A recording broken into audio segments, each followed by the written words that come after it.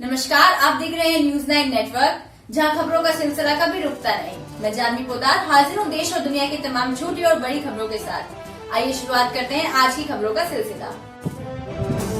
जहां पूरे विश्व में कोरोना ने हाहाकार मचा रखा है, वहीं लखीमपुर खीरी जिले में कोरोना पॉजिटिव केस दिन प्रतिदिन बढ़ते ही जा रहे हैं।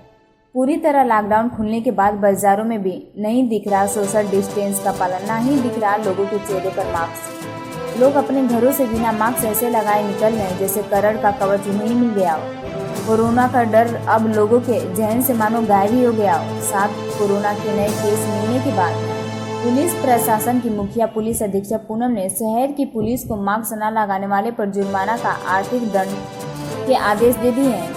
फिर क्या था, शहर के हर चौराहे पर पुलिस ने मास्क न लगाने वाले पर शिकंजा कसना शुरू कर दिया।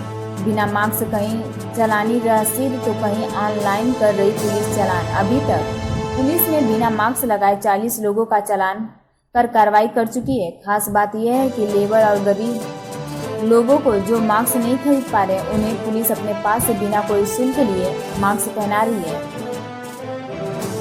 कोरोना महामारी से बचाव के दृष्टिगत भी अभियान चलाया हुआ है, जिसमें मास्क न धारण करने वालों के विरुद्ध और जो सार्वजनिक स्तर पर थूकते हैं उनके खिलाफ कार्रवाई की जा रही है, चालान किया जा रहा है।